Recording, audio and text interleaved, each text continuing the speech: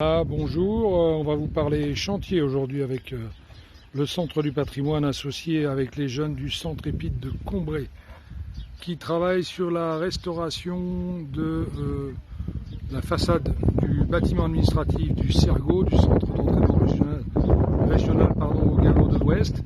Donc après avoir passé 5 journées à piqueter les différentes surfaces de cette façade, 90 mètres carrés au total de façade à restaurer, au mortier de chaux, les chaînages d'angle, les côtés du bâtiment si vous préférez, culminent à 4,50 m de hauteur et le pignon là au niveau de la cheminée est quant à lui à une dizaine de mètres de hauteur. Donc on a 90 mètres carrés de façade à restaurer, ces 90 mètres carrés de façade étant, comme vous pouvez le constater, du petit appareillage.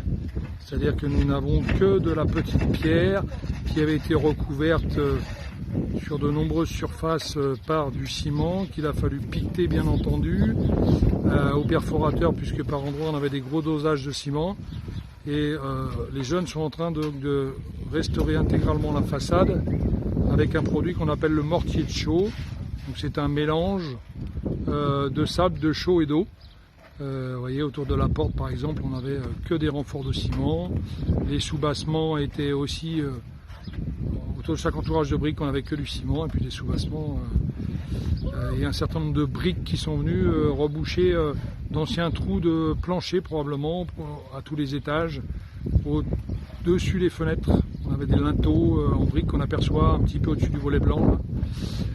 Voilà, donc toutes ces parties de béton ont été piquetées et on refait les choses de manière traditionnelle au mortier de chaux avec un malaxage à sec, puis après l'apport d'eau pour avoir des façades restaurées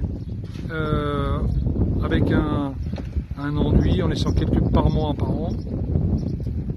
Et tout ça se fait par un brossage de finition le lendemain de la pose des joints.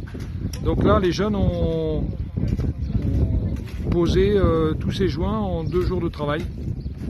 Donc sachant qu'ils sont certes nombreux sur l'échafaudage, mais il y a tous les préparatifs du mortier.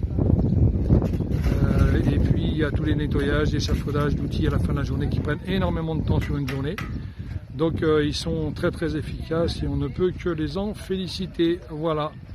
Écoutez, on se retrouve rapidement pour la suite des aventures et que vous puissiez admirer le grand travail de qualité qui aura été donc réalisé par ces jeunes avec le soutien de la commune de Pouancé, de la commune de Senones, de l'Épide bien entendu et de l'entreprise Construction du Haut-Anjou à Pouancé qui a financé sous forme de mécénat le coût de l'échafaudage. Merci beaucoup à cette entreprise pour son soutien et pour sa confiance.